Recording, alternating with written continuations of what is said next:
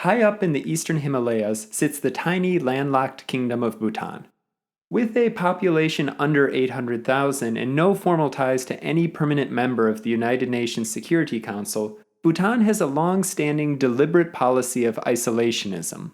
This, however, has not allowed the Buddhist kingdom, which measures success not in GDP but in gross national happiness, to escape the geopolitical realities of the region. Since 2015, China has quietly been consolidating its control of disputed territory in Bhutan. Satellite imagery shows Beijing build hundreds of single and multi-story buildings, access roads, military outposts, and even helipads in the remote Jakarlong Valley, part of the Beil-Kenpajang region. China also has claims elsewhere in Samlung, Sakteng, and perhaps most importantly, the strategic Doklam Plateau, which collectively amount to 12% of Bhutan's total territory. This has not gone unnoticed, and for India, seemingly confirm policymakers' worst fears that China is attempting to undermine New Delhi's strategic position in the region. As previously mentioned, Doklam in particular is important because if China were to gain control of this plateau, it would have a direct line of sight to the Siliguri Corridor. Also known as the Chicken's Neck, this narrow 12 to 14 mile tract of land connects India's northeastern states with the rest of the country. If China were to seize the corridor in a future conflict, something that would be a lot easier if Beijing already controlled Doklam, it would effectively cut off Bhutan, part of West Bengal, and all of northeast India.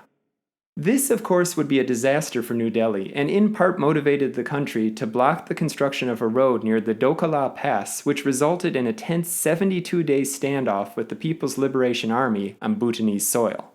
Another worrying development from India's perspective is a 2021 Memorandum of Understanding between Bhutan and China, which called for a three-step roadmap to speed up boundary negotiations. Under this framework, China has pushed for a package deal in which Thimphu would hand over Doklam in return for Beijing recognizing Bhutan's control over disputed territory in the country's north-central region. To concede Doklam would, putting it mildly, devastate relations with India, a country Bhutan has long had a special relationship with, but to ignore China would risk further violations of its sovereign territory. What's more, there is growing support in Bhutan for the establishment of formal diplomatic relations with China, and that would involve settling the border dispute. Ceding control over Doklam in return for a settled border with China would also likely bring a generous flow of investment from Beijing, something that may be hard for Thimphu to resist. But anyway, to better understand the current situation, let's take a step back for a moment and explore the history behind Bhutan and China's disputed border.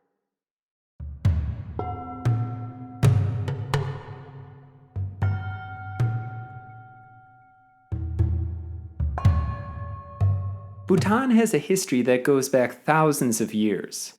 Buddhism was first introduced sometime in the 7th century AD.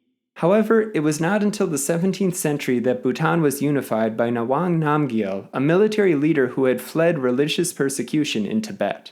Skipping ahead a few centuries, Qing dynasty China sent a military expedition to Tibet in 1910, which was then a Chinese protectorate. This, however, caused a fair amount of turmoil, and the Dalai Lama eventually decided to flee to British India. Seeing the situation unfolding to its north, Bhutan signed the Treaty of Punakha, which effectively made the kingdom an Indian princely state. This, however, did not stop Mao Zedong in 1939 from claiming Bhutan to be one of the so-called Five Fingers of Tibet. In essence, this concept viewed Tibet as China's right hand, with Ladakh, Nepal, Sikkim, Bhutan, and the Northeast Frontier Agency, now known as Arunachal Pradesh, being its five fingers. Chinese leadership therefore believed it was their duty to, quote-unquote, liberate these territories. However, before they had a chance, India gained its independence from the United Kingdom in 1947, and shortly thereafter, on August 9, 1949, signed a treaty of friendship with Bhutan. Among other things, the 1949 treaty called upon both countries to not interfere in each other's internal affairs. However, Bhutan did agree to let India guide its foreign policy, and both countries would consult each other closely on foreign and defense matters. The treaty also established free trade and extradition protocols. In essence, this made Bhutan a protected state, which differs from a protectorate in that Bhutan still technically continued to have the ability to conduct its own foreign policy. If by chance you'd like to hear about another Buddhist kingdom in the eastern Himalayas which became a protectorate of India, not a protected state, check out our video about Sikkim. China's annexation of Tibet in the early 1950s pushed Bhutan closer to India, and Prime Minister Jawaharlal Nehru even visited the kingdom in 1958, where he reiterated India's support for Bhutan's independence. Back in New Delhi, Nehru would go a step further, declaring that any aggression against Bhutan would be seen as aggression against India. In 1959, Beijing released a map showing a considerable portion of Bhutan and other countries fell under its territorial claims. That same year, a failed uprising in Tibet made the security of Bhutan's border with China a necessity for Thimphu. And while the 14th Dalai Lama fled to India, an estimated 6,000 Tibetans fled to Bhutan and were granted asylum. Shortly after this, the PLA occupied several Bhutanese exclaves in western Tibet, which had been under Bhutanese, not Tibetan administration for more than 300 years. Beijing then released another map in 1961 claiming territory in Bhutan, Nepal, and Sikkim.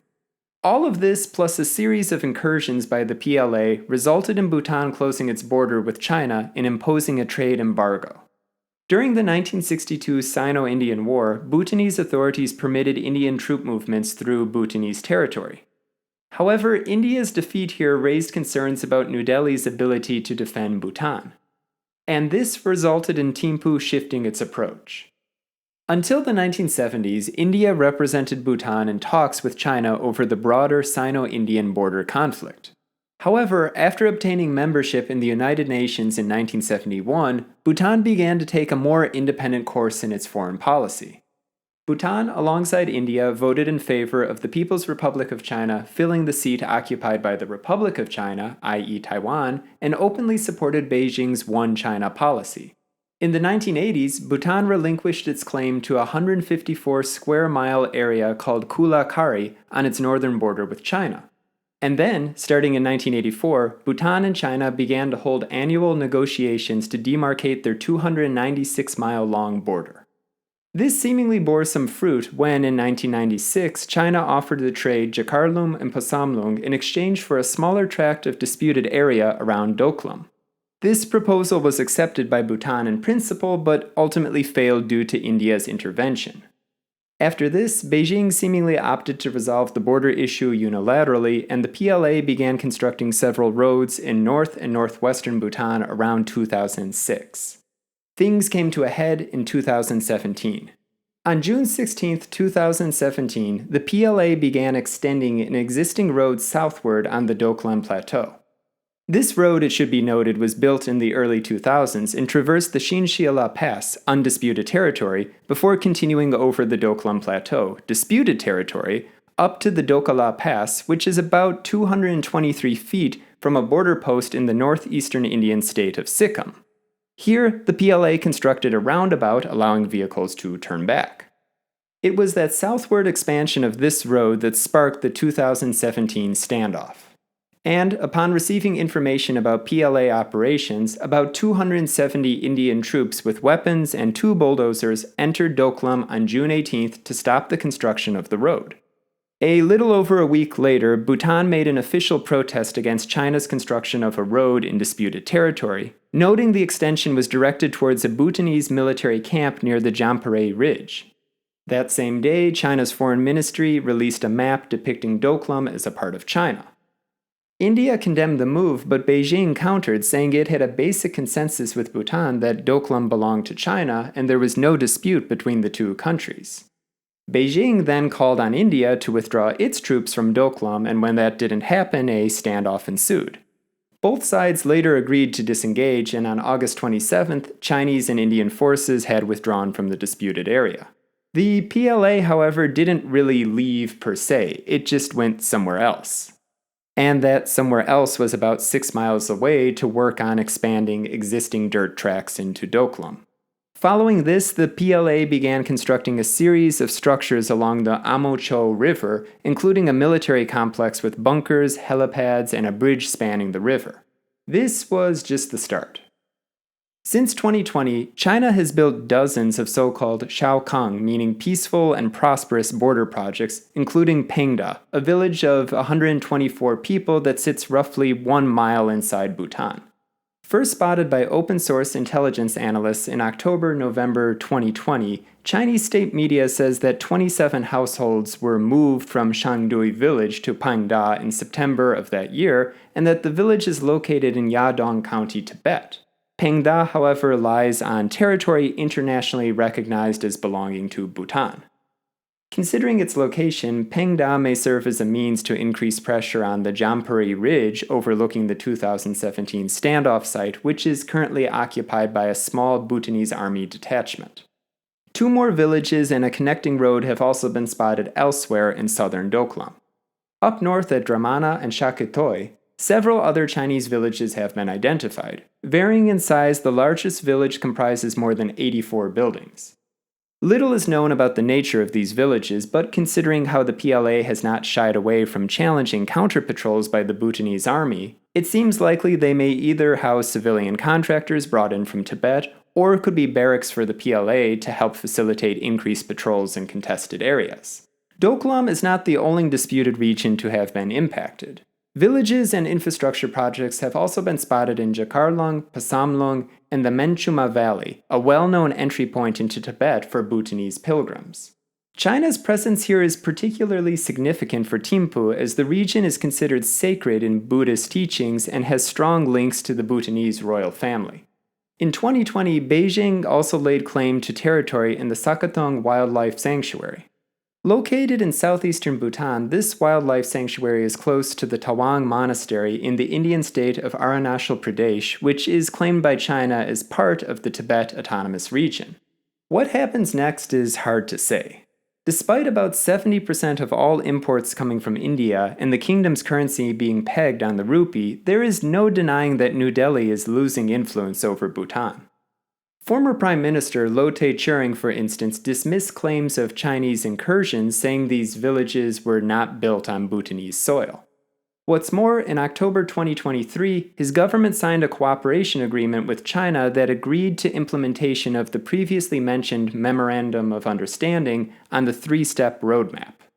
There's even talk in some circles about building a new road linking Bhutan with China. But even if that doesn't happen, some in India fear resolving the boundary dispute could lead the 2 countries to establish formal diplomatic relations.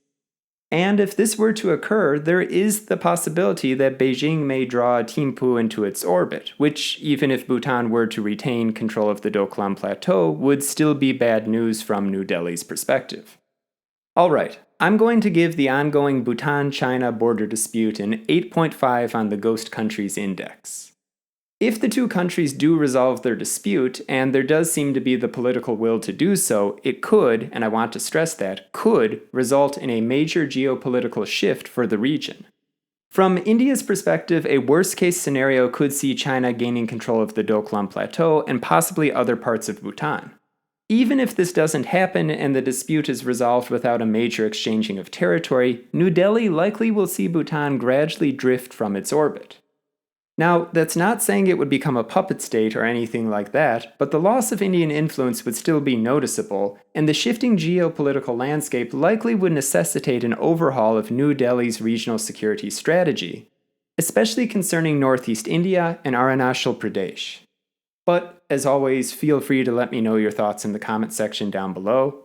Also, a huge thank you to all of our supporters on Patreon, and if you'd like to help support the channel too, there's a link in the description.